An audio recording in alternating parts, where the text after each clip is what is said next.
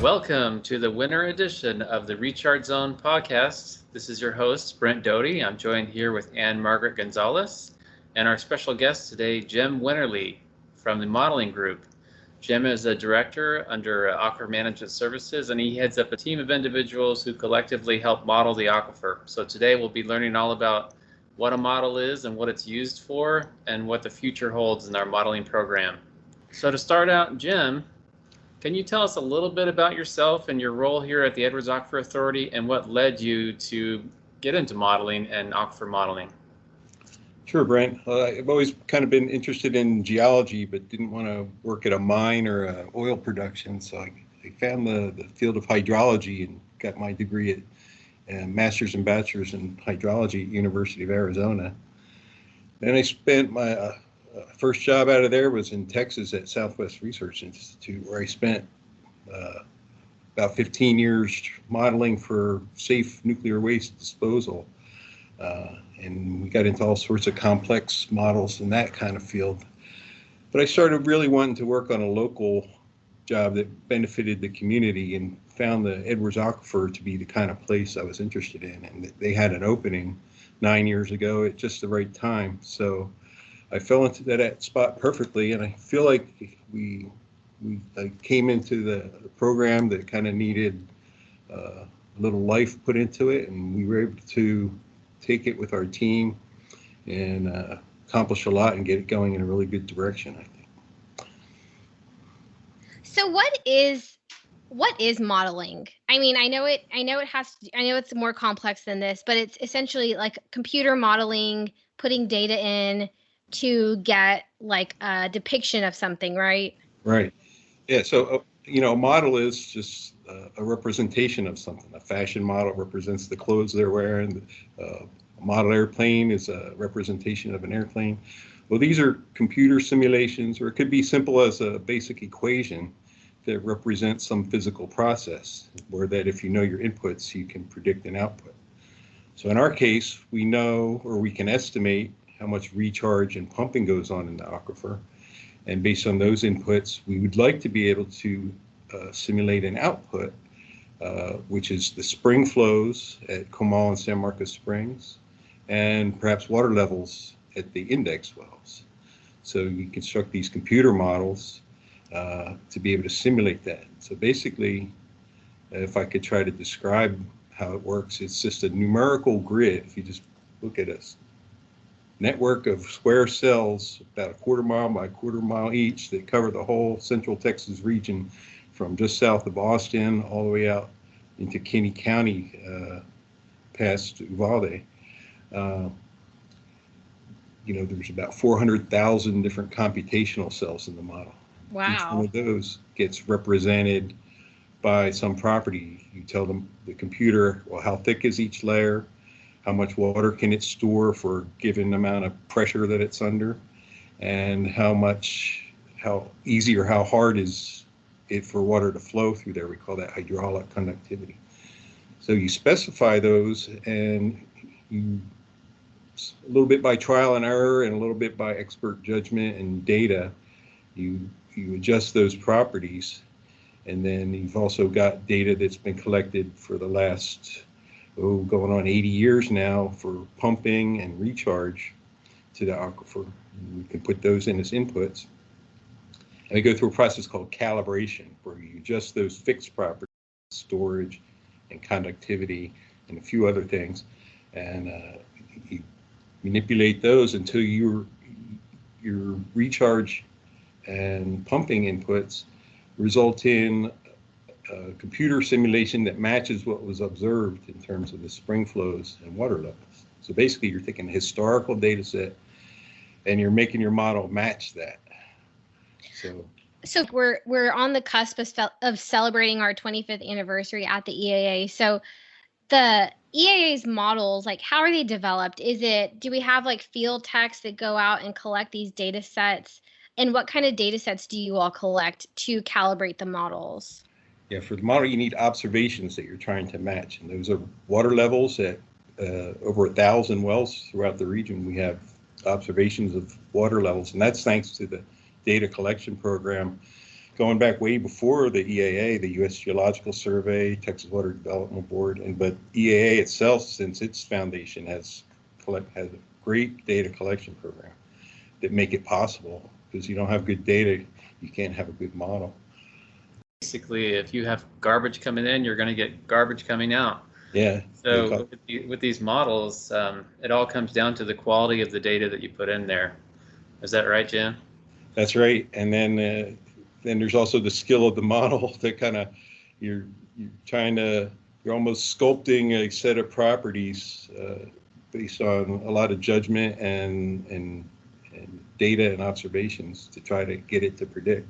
And that process can take years. In fact, the groundwater model we used to support the Habitat Conservation Program, that's original version of that got started around 2002 and came to the first final version of it in 2004. We've since totally updated it and kind of reimagined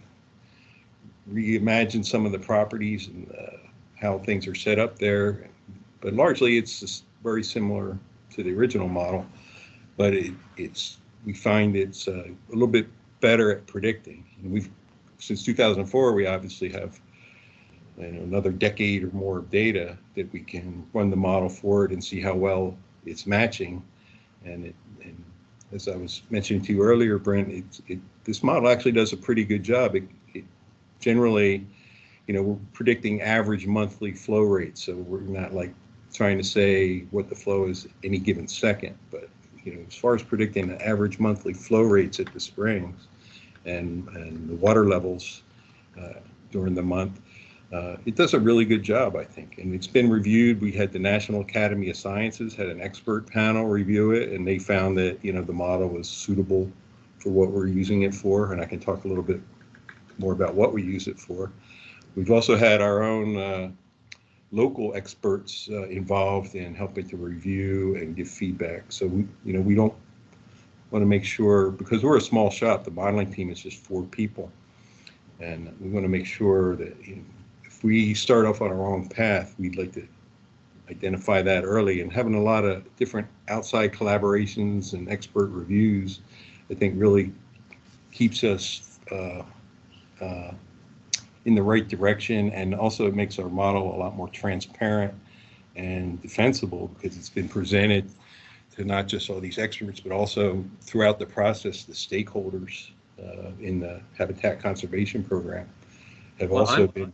I'm glad you mentioned the Habitat Conservation Program, HCP. Back in October, we had a podcast with Christy Kolas. She's a biologist with the HCP program, talking about some of the different creatures and endangered species that live in the springs. And from what she was saying, that they really depend on a minimum base flow. So we know back in the drought of record, which is, if you look throughout the history of our records about the aquifer, the worst drought occurred in the 1950s. And that's when Comal Springs went dry for 6 months. And that's the same kind of thing that we're trying to prevent right now, based on what Christy and others have told us, that these species need this minimum spring flow, about 30 cubic feet per second, to survive. So does the model play into that along with the HCP, or how does the model affect those programs for the Habitat Conservation Plan? Yeah, that leads right into my questions. Like, once we got a calibrated model, what do we use it for? Because having a model that matches what you already know happened in the past doesn't really do you any good. But once you determine that your model can match observations, then you can do what-if scenarios or any kind of scenario. And you mentioned the drought of record. So for the Habitat Conservation Program, I guess it was agreed by all the stakeholders that the goal should be that you could maintain the minimum flows that you mentioned if we were to repeat that drought of record where in the past the aquifer went dry. So they have to come up with conservation measures that reduce the amount of pumping that goes on in the aquifer in order to sustain that spring flow. Well, how do you know how much you have to reduce it? There's no way to live these scenarios, so that's where the model comes in. So you tell the model you've got a set of recharge conditions that happened in the 1950s.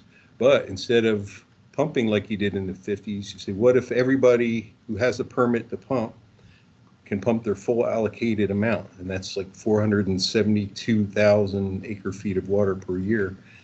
And then plus exempt pumping is another 14 or 15,000 acre feet for domestic wells and livestock.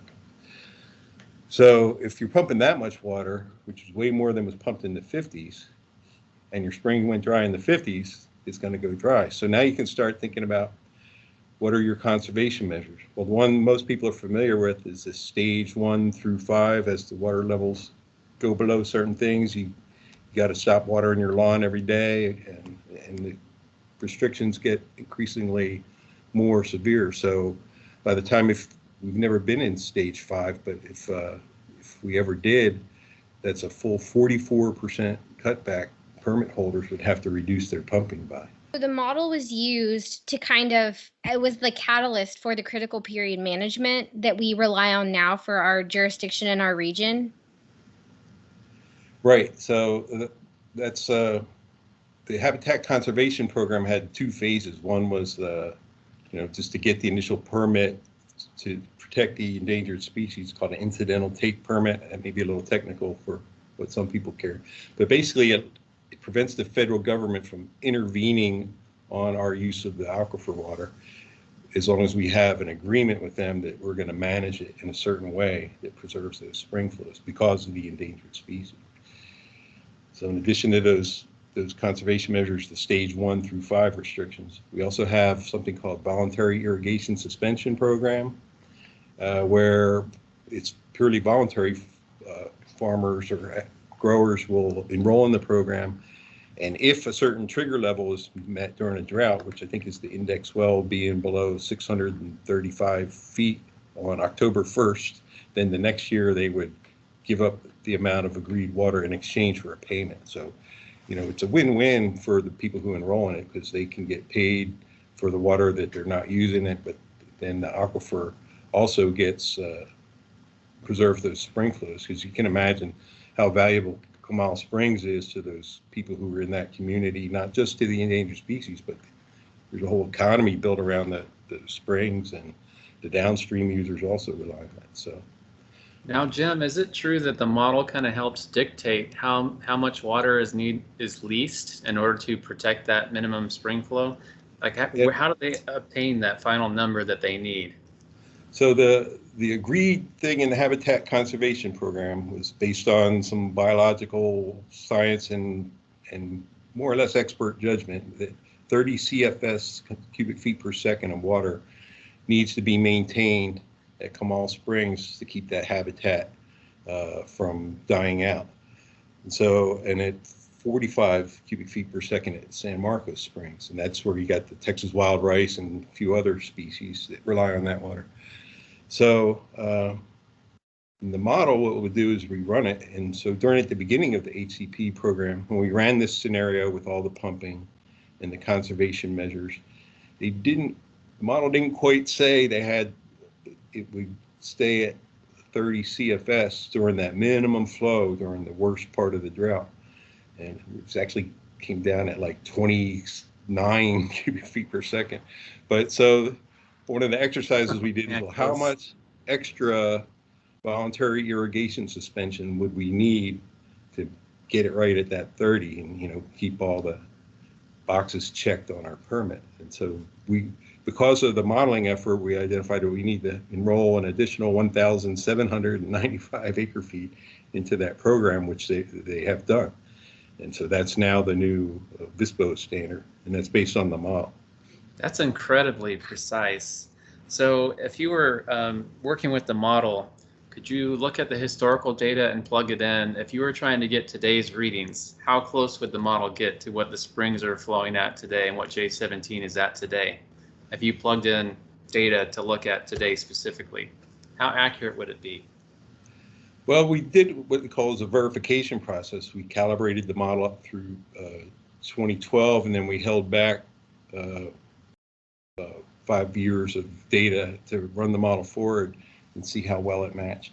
And it did a pretty good job because we were actually, it was the last part of the drought we went through between 2010 and 2015 or before it broke. And it matched that pretty good. And, in any 1 month, it may be off by, a few feet at the index well or 10 CFS at the spring flow. But on average, the errors are, there's equal errors above as there are below. So on average, you're getting it right. So the model is always constantly evolving, like you were saying that you're constantly plugging in numbers. So it's not like it's ever just going to be complete.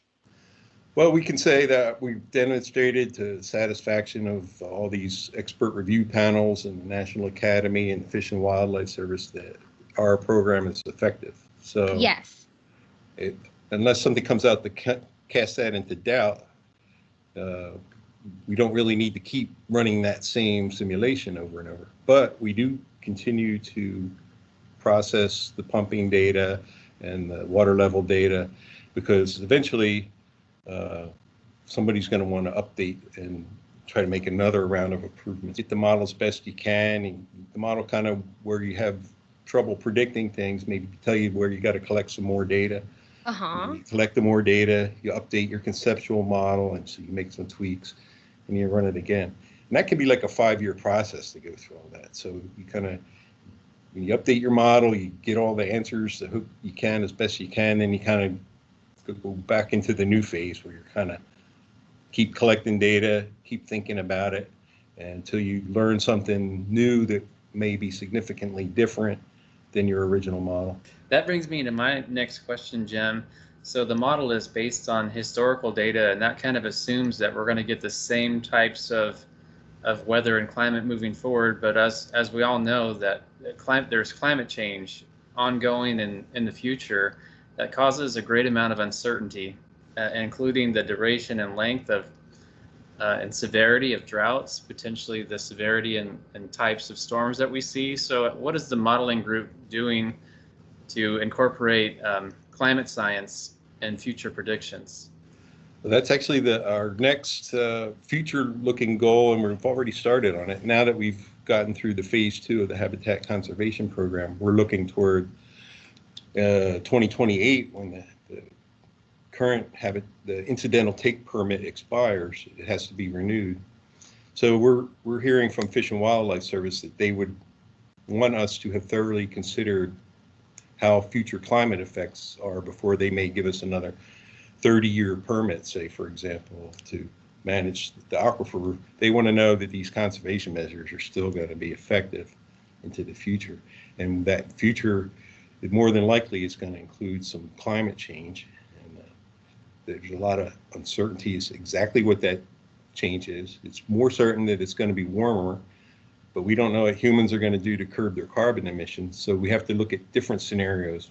One would be like the business as usual scenario. We keep using fossil fuels and don't change our habits. And so it'll warm a little faster. Another scenario would be, it takes us a while, but we finally reduce carbon emissions to net zero around 2050 or something. So that's another scenario that they run through the global climate models. So we don't do the global climate modeling. What we do is we take the results, and there's, I think at last count, somewhere between 20 and 25 widely accepted modeling groups around the world that generate these scenarios. And you want to consider a lot of different scenarios, because no one is going to nail it just right. But the ensemble of all those models, if they're all consistent and showing warming and changing in rain patterns, then you can have some confidence that you at least consider the range of what might happen, right? So that's kind of where we're at now. We're taking those global climate model results, and these are big data sets. I mean, it's for the whole world, so we got to focus in on what did they say about our region. And like one cell in these global models would be almost the size of Oklahoma, or 2-3 model cells or Texas. So they have to do this process called downscaling, where they take what the global model predicts and then they compare that to local observations. And then there's statistical methods that you can kind of correct any bias, because it's, these global models aren't giving you for your precise location, they're giving you an average over a big area. So you can adjust it if you're in the east or west of that area, you can adjust it. So we're in that process now, and we got all these models, most of them run from, they'll go back 30 years, like maybe, yeah, since 2050, a lot of them go, and that's their calibration period. So because you want to demonstrate that your model matches the weather patterns that have been observed to date, and then you run it forward with higher carbon dioxide, forcing more heat to be retained in the atmosphere, and see what it says, how that affects all the other processes, including ocean circulation, atmospheric patterns, cyclone formation, and of course surface temperature is the one you hear a lot about. And people always say about global warming, but it's really changing climate. Wow, that's so impressive, Jim. So can you explain to us a little bit like the brilliant minds that are on your team and kind of what each of them does? I know you said it's a smaller team, but can you kind of highlight the things that they do? Yeah, we got a good team for a small agency, 4 of us, including me.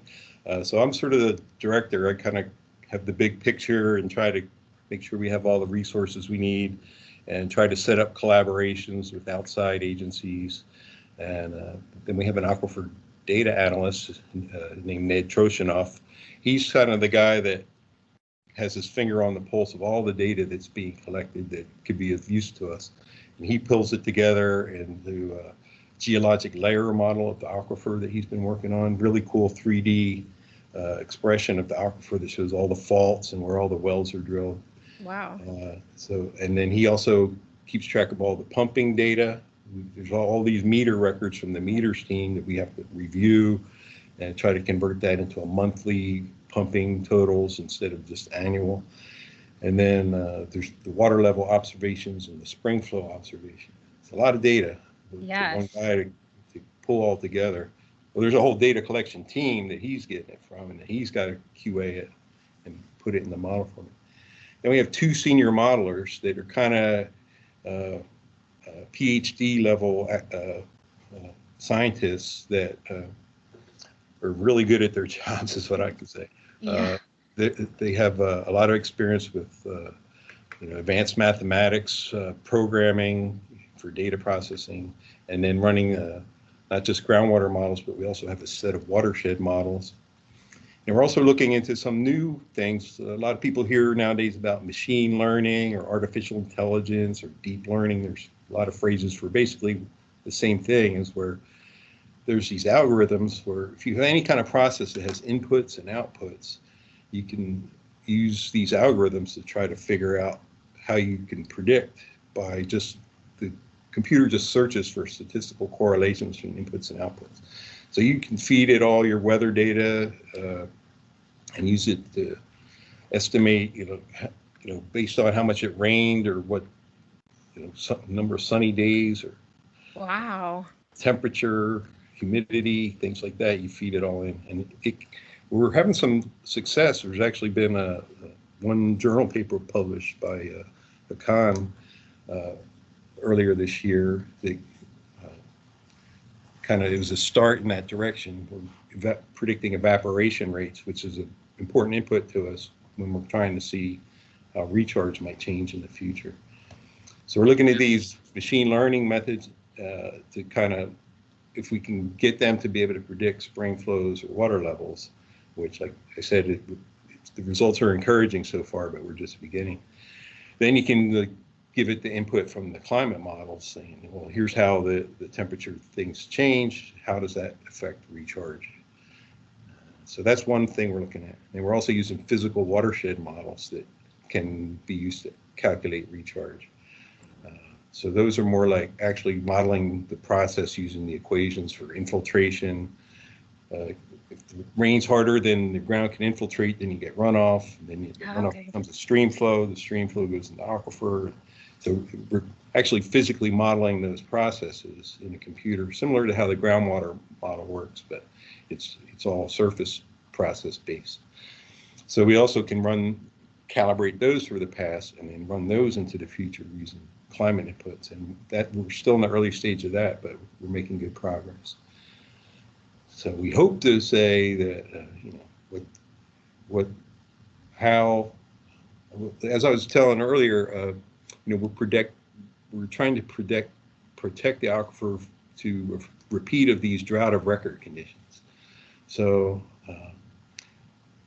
probably more than likely the climate is going to affect the aquifer. It's going to be hotter, so you're going to have more evaporation. But will it be worse than that drought of record that we're already predicting? And then what we know through tree ring analysis and things like that is in fossil records and such, that that drought of record was a very severe drought, like the kind you might only see once every 500 or 1,000 years, where you got 10 consecutive very dry years. So that might become more likely. Maybe instead of a once every 500 year kind of event, it's a once every 200 year kind of event. So the question is, is that still protective? How could we expect conditions that are even worse than that? I see. So if we kind of continue on like this trajectory of how we're kind of going about things and using resources, and essentially it does affect the aquifer that we rely on. Yeah, it almost seems unfair some ways. Is that we have to show that we can protect against climate change, but the whole Earth has to cooperate to not impose that condition on us. But we'll do what we can do. I think we don't really know how it's going to affect it. We know it's going to get hotter. Not sure by how much, because a lot of that depends on what human choices are, fossil emission wise, and then but it's going to be warmer. And some of the models say that precipitation will become more variable, where you can get more intense rainfalls.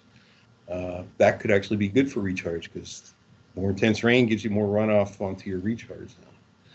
Now, Jim, circling back to this concept of using artificial intelligence and machine learning to help plug in some of these variables, are we also working with academic institutions to help work on this issue together?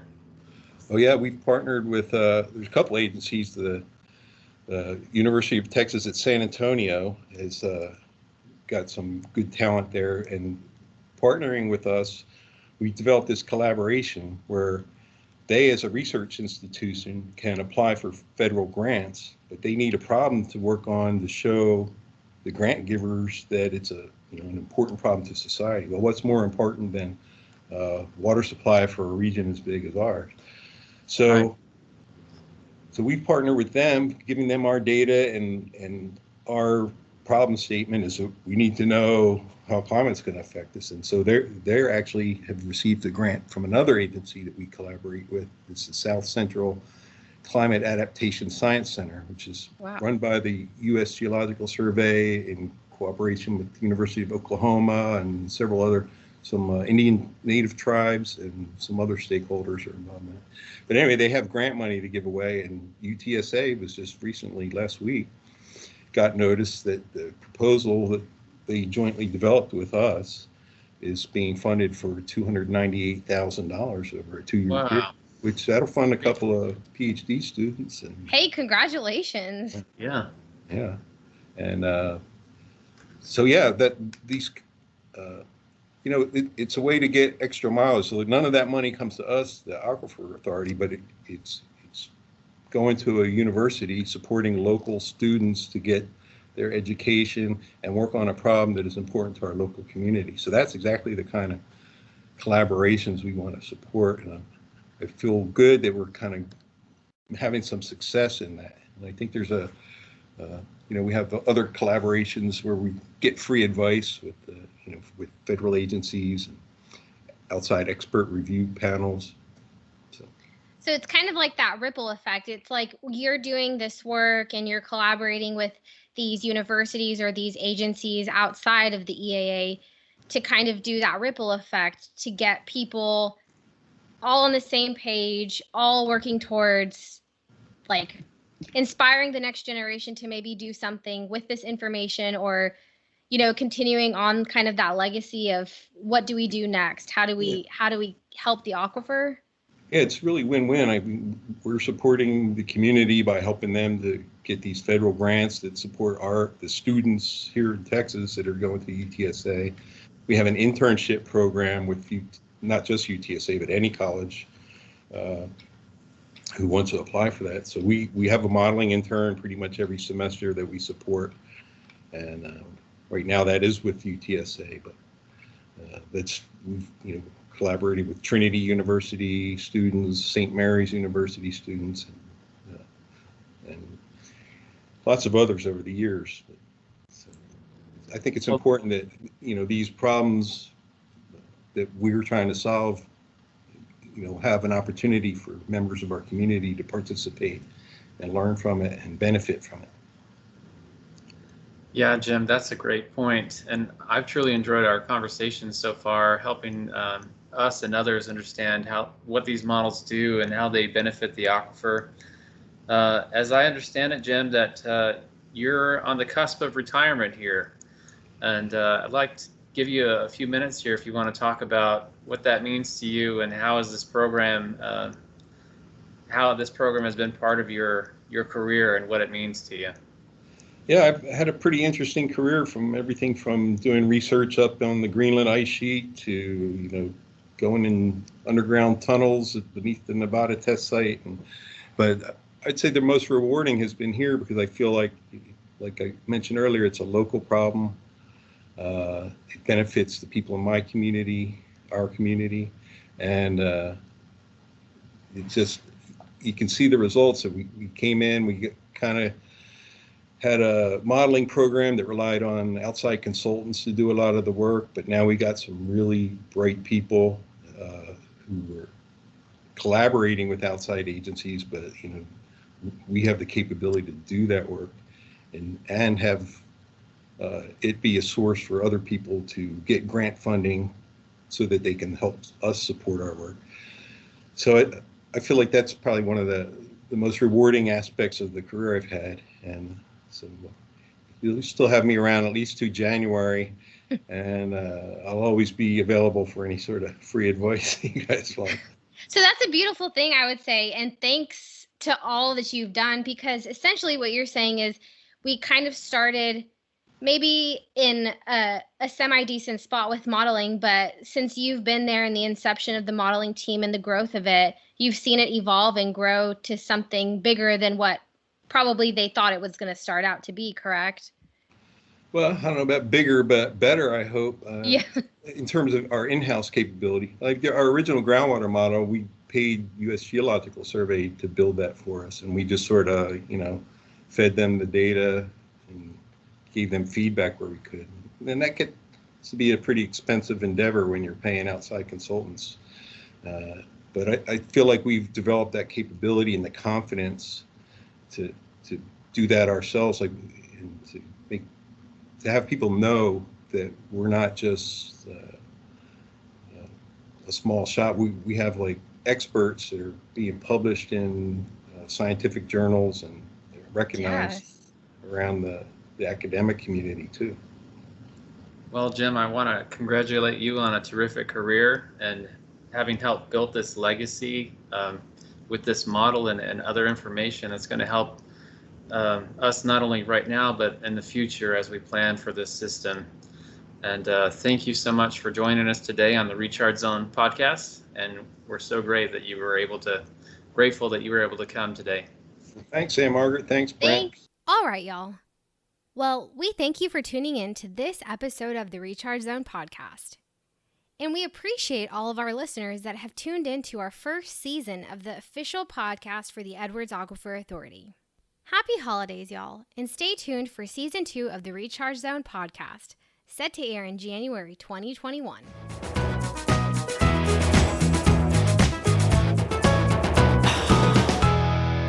Have questions? Ideas for topics?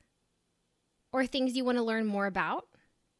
Well, reach out to us by emailing us at rechargezone@edwardsaquifer.org.